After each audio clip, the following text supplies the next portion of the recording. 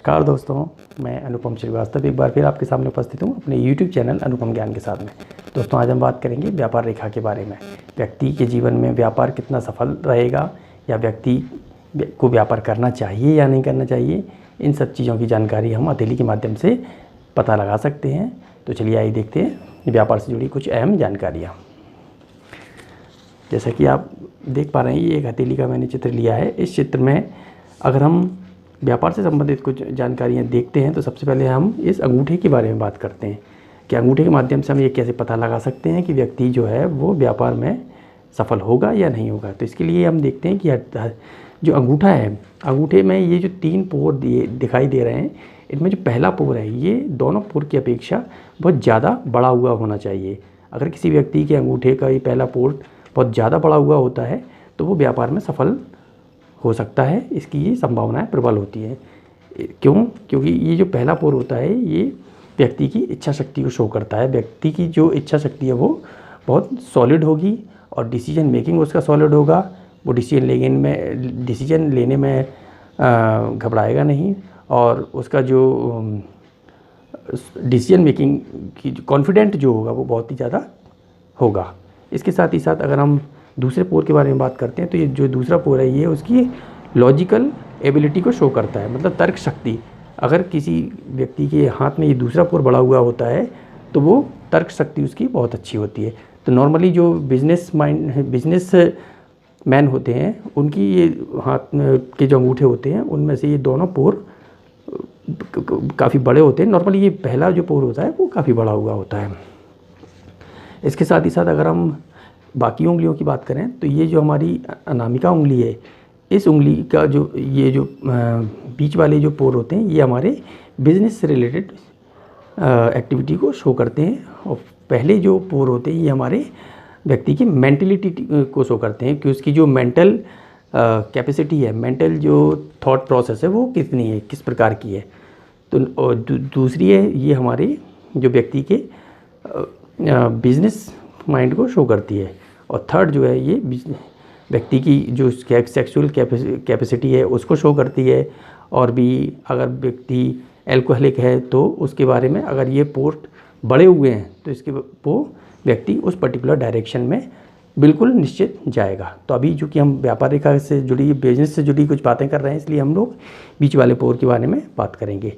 तो व्यक्ति की हाथ में अगर ये बीच वाला पोर बड़ा हुआ है तो इससे हम अंदाज़ा लगाते हैं कि व्यक्ति जो है वो व्यापार में बहुत अच्छा करेगा और बहुत सफलता अर्जित करेगा।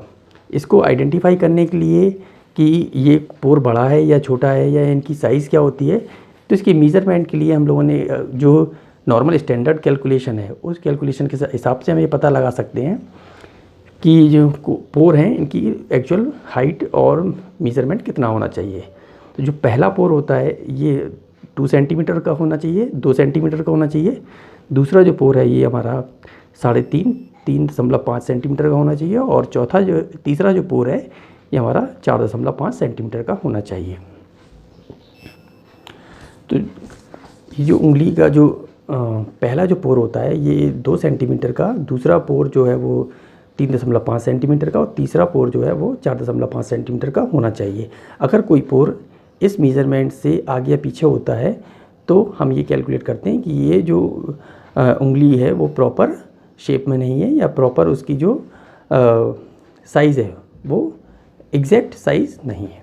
इसके साथ ही साथ दोस्तों हम एक और चीज़ से व्यापार से जुड़ी कुछ जानकारी ले सकते हैं। जैसे कि ये सबसे छोटी कनिष्ठा उंगली होती है, इस कनिष्ठा उंगली को ये बुद्ध की उंगली कहलाती है, बुद्ध पर्वत की उंगली कहलाती है।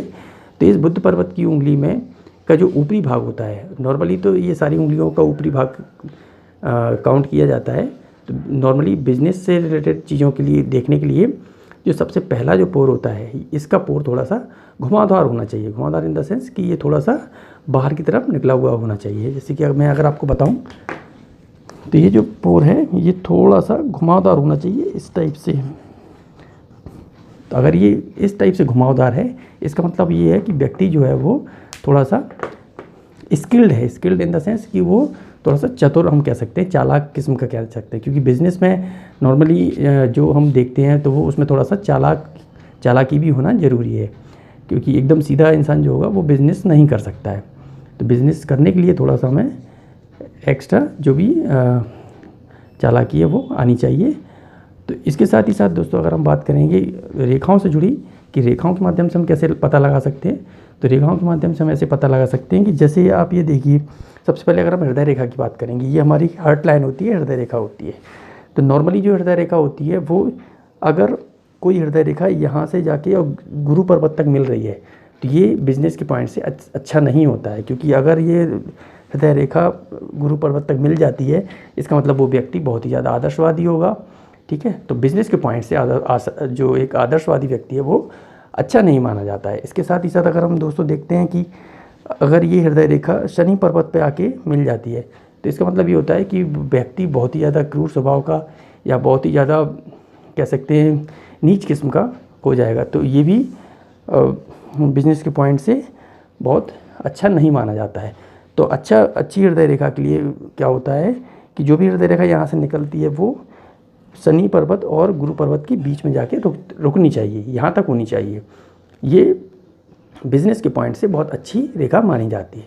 अगर हम मस्तिष्क रेखा के बारे में बात करेंगे दोस्तों तो ये हमारी मस्तिष्क रेखा कहलाती है, ये हमारी मस्तिष्क रेखा कहलाती है। तो मस्तिष्क रेखा जो है वो ज़्यादा नीचे तक नहीं जानी चाहिए, चंद्र पर्वत तक नहीं आनी चाहिए। अगर ये मस्तिष्क रेखा ज़्यादा नीचे तक आती है इसका मतलब ये है कि वो व्यक्ति जो है वो बहुत ही ज़्यादा दार्शनिक हो जाएगा, उसका कल्पनाशील बहुत ज़्यादा हो जाएगा। तो कल्पनाशीलता बेसिकली उन लोगों के लिए बहुत अच्छा होता है जो कि आर्टिस्ट होते हैं या जो कि किसी फिल्मी बैकग्राउंड से होते हैं। अगर हम बिज़नेस से रिलेटेड बात करेंगे तो मस्तिष्क रेखा जो है वो हमारी यहाँ आके फिनिश हो जानी चाहिए, ख़त्म हो जानी चाहिए। तो ये हमारी मस्तिष्क रेखा होती है।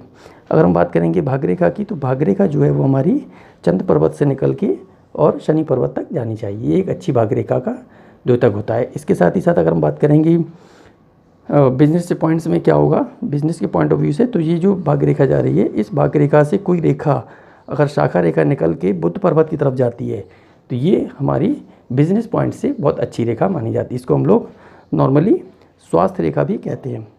तो इसके साथ ही साथ अगर हम बात करेंगे कि बिज़नेस में वो कितना सक्सेस पाएगा तो इसके लिए एक ब्लॉक बनता है जो कि भाग्य रेखा से निकल के एक लाइन मस्तिष्क रेखा और कोई लाइन अगर जीवन रेखा से निकल के, ये हमारी जीवन रेखा कहलाती है।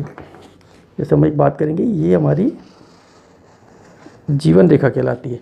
तो अगर कोई लाइन, जैसा कि आप देख पा रहे हैं, अगर कोई लाइन जीवन रेखा से निकल के और बुध पर्वत की तरफ जाती है तो ये जो ट्रायंगल बनता है, ये हमारा ट्रायंगल बन रहा है।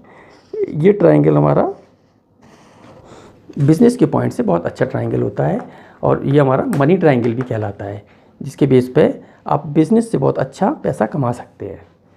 जीवन रेखा से कोई रेखा निकल के बुध पर्वत तक जाती है। तो इस तरह से हम लोग ये कुछ विश्लेषण करके हम ये पता लगा सकते हैं कि जो व्यक्ति का हाथ है उसके बेस पे हम लोग वो व्यक्ति बिज़नेस की लाइन में या बिज़नेस की आगे वो सफलता प्राप्त कर सकता है या नहीं कर सकता है। तो दोस्तों ये थी बिज़नेस से जुड़ी कुछ अहम जानकारियाँ। उम्मीद करता हूँ आपको ये जानकारी पसंद आई होगी। अगर आपको ये जानकारी पसंद आई हो तो इस वीडियो को लाइक करें, शेयर करें और अपने सुझाव ज़रूर मुझे कमेंट बॉक्स में दें। आपका ये वीडियो देखने के लिए धन्यवाद। आपका दिन शुभ हो। नमस्कार।